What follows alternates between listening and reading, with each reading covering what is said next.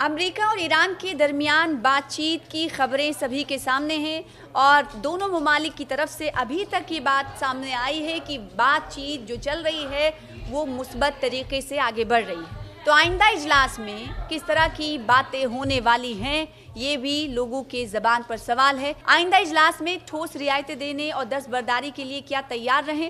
امریکہ کا ایران کو پیغام ہے، اس پیغام کو ایران نے کیسے لیا ہے یہ سمجھنے کی ضرورت ہے۔ آداب، استقبال ہے آپ کا، سوشل میڈیا پلیٹ فارم دیکھ رہے ہیں آپ، میں ہوں آپ کے ساتھ ثنا وارث۔ امریکہ کا ایران کو پیغام ہے کہ واشنگٹن کی تہران سے سخت توقعات ہیں۔ بنجامن نیتن یاہو نے بھی کہا ہے کہ ایرانی میزائل پروگرام پر پابندی کی میں مانگ کرتا ہوں۔ تو سیاسی دباؤ اور بالواسطہ پیغامات کے تبادلے کے درمیان امریکہ اور ایران کے بیچ مذاکرات کے اگلے دور پر نظریں سبھی کی ٹکی ہوئی ہیں، جمی ہوئی ہیں۔ واشنگٹن کی جانب سے تہران سے سخت توقعات کا اظہار کیا جا رہا ہے، جبکہ دوسری جانب اسرائیل کسی بھی ممکنہ معاہدے میں جوہری فائل سے ہٹ کر اضافی پابندیاں شامل کرنے کے لیے دباؤ ڈال رہا ہے۔ اسرائیلی چینل کے مطابق ایک رپورٹ جب شائع ہوتی ہے تو اس کے مطابق امریکی انتظامیہ نے ایران کو پیغام دیا ہے کہ وہ ایرانی وزیر خارجہ عباس اراغچی اور ان کے وفد سے اگلے اجلاس میں سنجیدہ اور بامعنی مواد کے ساتھ شرکت کی توقع رکھتی ہے۔ چینل نے امریکی حکام کے حوالے سے بتایا ہے کہ امریکہ مذاکرات کے اگلے دور میں مختلف امور پر تہران کی جانب سے رعایتیں پیش کیے جانے کا منتظر ہے۔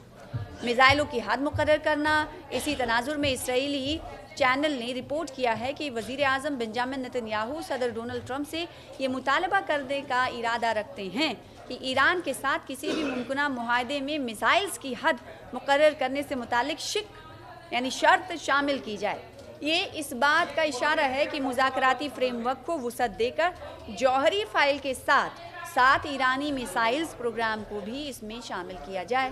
یہ پیش رفت برسوں کے تناؤ اور باہمی کشیدگی کے بعد ایرانی جوہری پروگرام کے مستقبل پر بحث کے لیے واشنگٹن اور تہران کے درمیان سفارتی کوششوں کی بحالی کے سائے میں سامنے آئی ہے۔ اسرائیل نے انتباہ بھی دیا ہے۔ دیکھیے اب انتباہ کیا دیا ہے، ان دونوں ملکوں کے درمیان جاری بات چیت کے بیچ اسرائیل کی بھی دھمکی آمیز باتیں سامنے آ رہی ہیں۔ امریکہ بارہا اس بات پر زور دے چکا ہے کہ کوئی بھی نیا معاہدہ مضبوط اور طویل مدتی ہونا چاہیے، جبکہ ایران اپنے میزائل پروگرام کے مذاکرات میں کو شامل کرنے سے پورا انکار کرتا رہا ہے اور اسے اپنا دفاعی معاملہ قرار دیتا ہے۔ یعنی امریکہ کہتا ہے کہ ہم آپ کے میزائل پروگرام کو لے کر کسی طرح کی جو طویل مدتی اور مضبوط آپ کی طرف سے کوئی معاہدہ چاہتے ہیں، لیکن ایران کہتا ہے کہ وہ بات چیت سبھی مدوں پر کرے گا، لیکن میزائل پروگرام کو وہ مذاکرات میں شامل نہیں کرنا چاہتا ہے، انکار کرتا رہا ہے اور اسے اپنا دفاعی معاملہ سمجھتا ہے، ڈیفنس معاملہ سمجھتا ہے۔ اسرائیلی موقف بنجامن نیتن یاہو کے ان گزشتہ انتباہات سے میل کھاتے ہیں، جن میں انہوں نے کئی مواقع پر مطالبہ کیا تھا کہ صرف جوہری پہلو پر اکتفا نہ کیا جائے بلکہ ان علاقائی خطرات کا بھی تدارک کیا جائے جن کا ذکر اسرائیل کرتا رہتا ہے، اور ان میں سرفہرست بیلسٹک میزائلوں کی تیاری ہے۔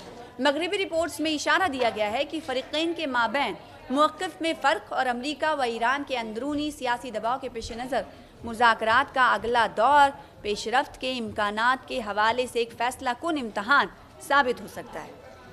ہم طویل جنگ کے لیے تیار ہیں، یہ کہنا کس کا ہے یہ بھی جان لینا ضروری ہے۔ جب دونوں ممالک کے درمیان بات چیت چل رہی ہے تو اس بات کو کس طرح سے کہا جا رہا ہے، اس بات کو اس تناظر میں دیکھا جا سکتا ہے کہ تاکہ سامنے والے ملک پر دباؤ کو اور مزید بڑھا دیا جائے۔ یہ کہہ رہا ہے ایران کے جانب سے باتیں کہی گئی ہیں کہ ہم طویل جنگ کے لیے تیار ہیں، لیکن یہ ہم چاہتے نہیں ہیں۔ دیکھیے ایران ہمیشہ یہ کہتا رہا ہے کہ جنگ کی شروعات ہم نہیں کرتے لیکن ختم ہم ضرور کریں گے، اور اسی طریقے سے جب بات چیت ہو رہی ہے دونوں ممالک کے درمیان تو اس بیچ میں ایرانی فوجی سربراہ کہتے ہیں کہ ہم طویل جنگ کے لیے تیار تو ہیں، ہم پورے فٹ اینڈ فائنل ہیں، ٹریگر پر ہماری انگلیاں ہیں، لیکن ہم جنگ نہیں چاہتے۔ امریکہ اور ایران کے درمیان مذاکرات کے نئے دور کی توقع کے ساتھ اور مثبت ماحول کے باوجود ایران نے تصدیق کی ہے کہ وہ تمام منظرناموں کے لیے تیار ہے۔ ایرانی chief of staff Abdul Rahim Moosavi نے تہران میں ایک فورم میں کہا کہ ہم امریکہ کے ساتھ طویل مدتی جنگ کے لیے تیار ہیں، لیکن انہوں نے اپنی بات میں اضافہ کیا کہ اس کے باوجود اور اپنی تیاری کے باوجود ہم علاقائی جنگ شروع کرنا نہیں چاہتے، کیونکہ یہ جنگ علاقے کی ترقی اور خوشحالی کو سالوں پیچھے دھکیل دے گی۔ उन्होंने इस बात पर भी जोर दिया कि खित्ते में किसी भी इलाकाई जंग के नतायज की जिम्मेदारी वाशिंगटन और तेल अवीव पर होगी। देखिए, एक तो ये कहा जा रहा है कि हम तैयार हैं, अगर आप जंग शुरू करेंगे तो इसका भरपूर तरीके से जवाब दिया जाएगा, लेकिन हम चाहते नहीं कि जंग हो, क्योंकि जंग किसी भी मसले का हल नहीं है।